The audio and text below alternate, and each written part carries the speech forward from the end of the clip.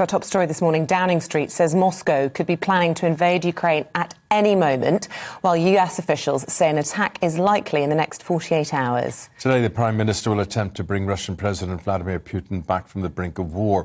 The West has threatened Moscow with sanctions in the event of a further incursion. Well, let's speak now to a journalist who is in Ukraine. His name is Stefan Weichert. Very good morning to you.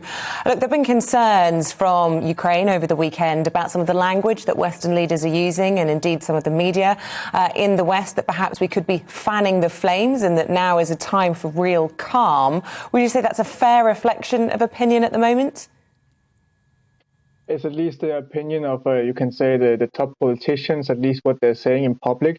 I think what we're also hearing is reports that maybe the military or security service in Ukraine does not necessarily agree with what is being said by, for example, the Ukrainian president.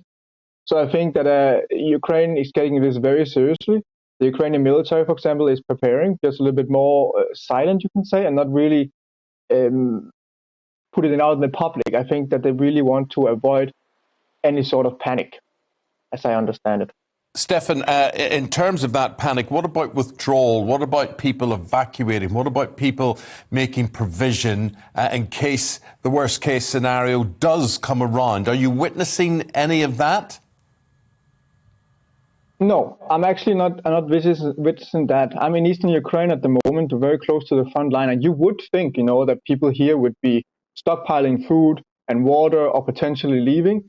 But I think that's mostly what I hear that people are doing closer to Kyiv, the capital, and other parts of Ukraine.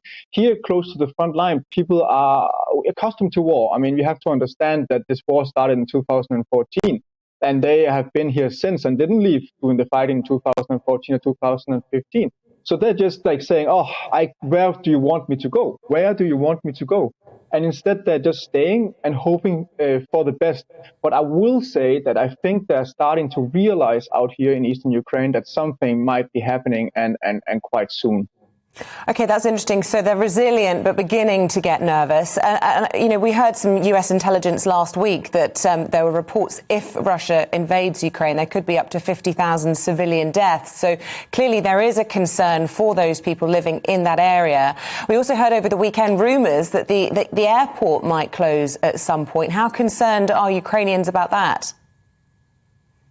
They are concerned. I mean, it's starting to realize that this is actually serious.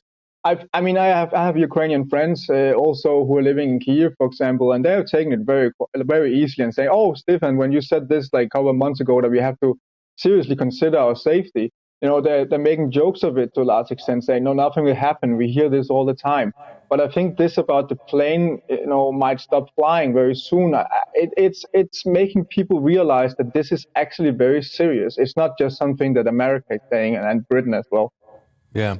Stefan, on Friday, you were with the Ukrainian military and you were scouting out the front line.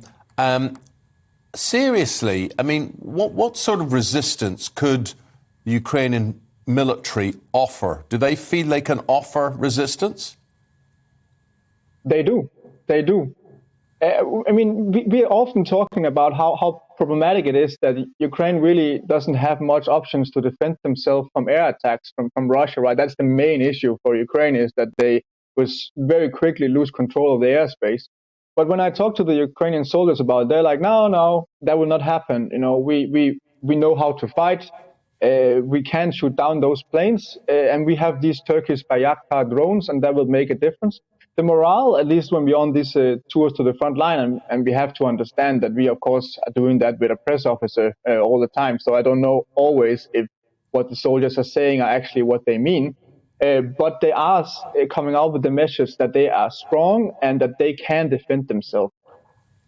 And I'm just interested, with this idea that we're talking about, certainly in the UK, why this should matter to us is that, whatever happens, we could see some displacement of people in Europe like we haven't seen for generations. Where, if Ukrainians are to flee, are they most likely to head to? Are there countries that perhaps Ukraine has links with, obviously apart from Russia, where people might go naturally to seek safety if it comes to that? Yes, obviously, they're going to the places that they feel is culturally most close to them. So we're talking, for example, Poland as an option. Many people also have friends and family who are working in Poland. I mean, you have to consider that millions of Ukrainians every year are traveling abroad to work. So it's natural to believe that they're going to go there. But I think we also have to realize, like, for example, in Britain, that as we know with anyone who is fleeing from war, they might not stop at the first country they come to. So it's not given that all these people who be fleeing, and we are going to talk about hundreds of thousands of people, if not millions, that they're all going to come to Poland and stop there. I think that we should question whether that's going to be what we're going to see. And then, of course, it also depends on to what scale we're going to see this war. Is it going to be a minor invasion, if you can call it that, in eastern Ukraine, or are we going to see like them trying to take Kyiv?